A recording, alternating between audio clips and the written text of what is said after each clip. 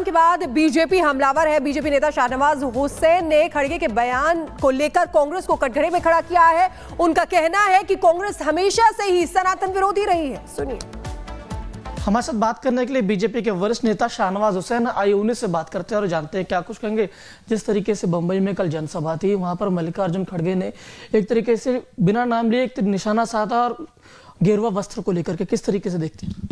कांग्रेस को तो दिक्कत ही है, राम मंदिर पे दिक्कत है, सनातन पे दिक्कत है, कांग्रेस को दिक्कत है, गौवंश की जो हत्या हो रही है उस पर प्रतिबंध लगे उस पर दिक्कत है, कांग्रेस को धारा 370 खत्म हुआ उस पर दिक्कत है, अब कांग्रेस को गेरुआ वस्त्र से भी दिक्कत है। खुद सफ़ेद खादी पहनकर जो कांग्रेसियों ने देश को लूटा है, खादी को बदनाम किया है, सफ़ेद कपड़े पहनने को कहते हैं और गेरुआ से इतना बैर, वो भी चुनाव के वक्त में गेरुआ का इतना अपमान, गेरुआ पहनने वाले से बैर, ये कटाक्ष जहां उन्होंने किया है वो शुचिता के प्रतीक है। वो साफ सुथरी सरकार चला रहे हैं और जहां कांग्रेसी हैं वहां तो समोसे के लिए झगड़ा हो रहा है। अब वो कटाक्ष कर रहे हैं हमारे मुख्यमंत्री पे।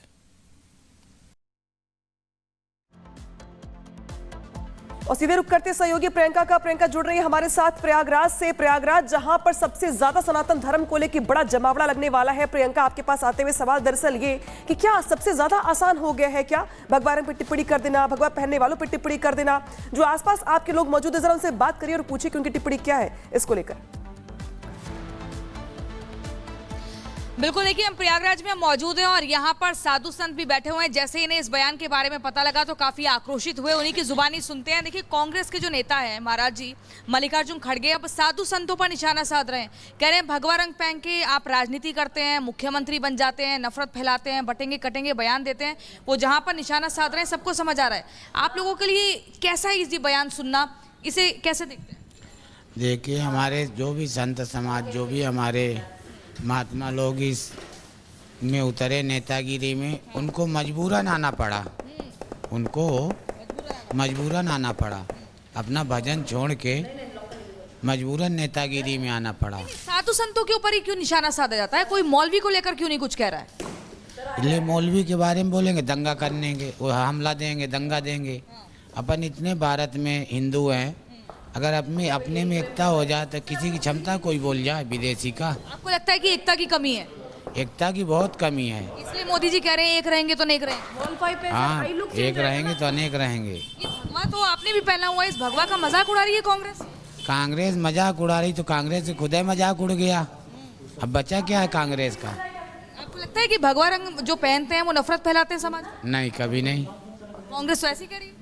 अब कांग्रेस की मर्जी, वो कुछ भी बोल सकती है भाई, और राज्य में बैठे हुए हैं, वो कुछ भी बोल सकते हैं।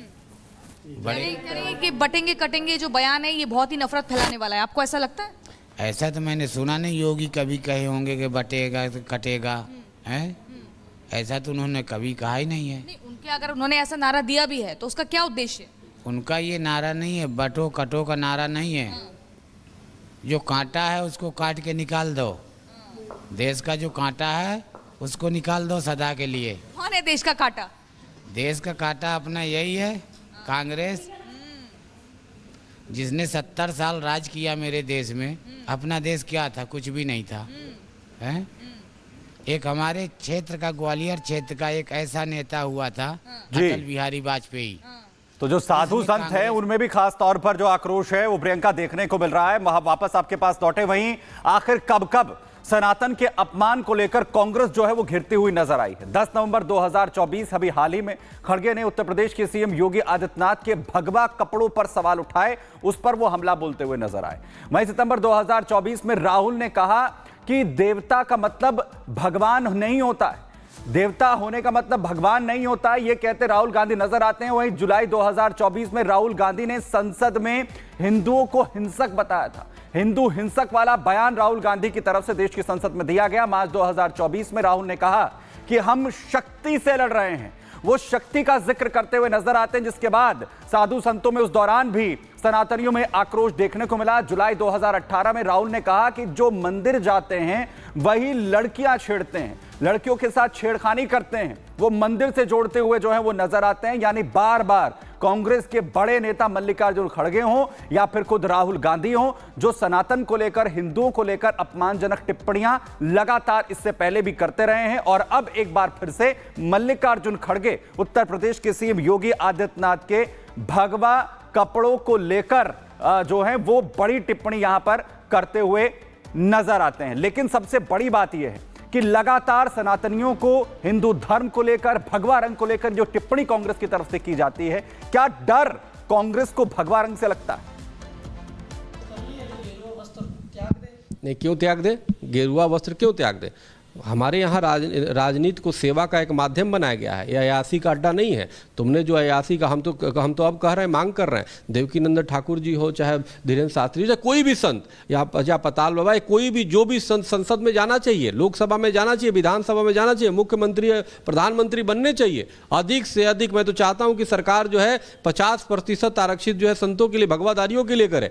अगर भगवाधारी आ गए तो देश और चलेगा। देखो उत्तर प्रदेश कितनी अपराध खत्म हो रही है, वहाँ किसी हिम्मत नहीं कोई बेटी बहन को छेड़ दे, 2 मिनट में बुलडोजर चलता है। अगर सुप्रीम कोर्ट बीच में ना आता तो आप कितना उनके अंदर डर का माहौल होगा। तो ये संत ही कर सकते हैं। वृक्ष कबहु न फल बछे, नदी न संचय नीर, परमारथ के कारण साधु भया शरीर। तो अब आवश्यकता है संतों को तो राजनीति में जाने का। आचार्य चाणक्य ने राजनीति की सत्ता को स्वीकार किया था, तभी तो नंदवंश का नाश किया और स्वयं मंत्री बन करके, महामंत्री बन के उनको सहयोग किया। पूर्व जी करपात्री जी महाराज ने राजनीति की सत्ता को स्वीकार किया, इसीलिए रामराज्य पार्टी की स्थापना की। और अनेक हमारे इतिहास है। भगवान राम थे, उस समय भी हमारे संत महापुरुष उनको दिशा निर्देशन देने का काम करते, तभी राम राज्य की स्थापना हुई। दशरथ के समय भी जो है विश्वामित्र मुनि, वशिष्ठ मुनि, ये उनको दिशा देने का काम कर रहे हैं। तो सत्ता हमेशा जो है धर्म गुरुओं के अधीन होकर चलने का काम की है। अब कई बार सत्ताधारी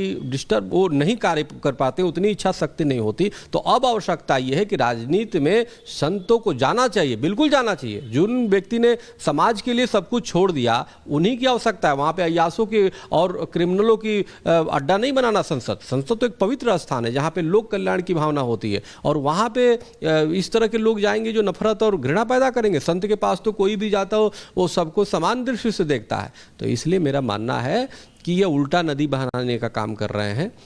हमारी तो प्रधानमंत्री मोदी जी से भी निवेदन है कि संतों के लिए कम से कम 50% तो वो कर ही दे। जो भगवाधारी है उसको 50% बैठे, देखो कितना आनंद आएगा। और प्रियंका हमारे साथ सीधे जुड़ी हुई, उनके साथ साधु संत भी मौजूद हैं। प्रियंका, जिस तरीके से पहली बार नहीं है, इससे पहले भी कांग्रेस कई बार संतों का, सनातन का अपमान कर चुकी है। बटेंगे तो कटेंगे नारे से इतना खौफ कांग्रेस को कि एक बार फिर से सनातन का अपमान कर डाला।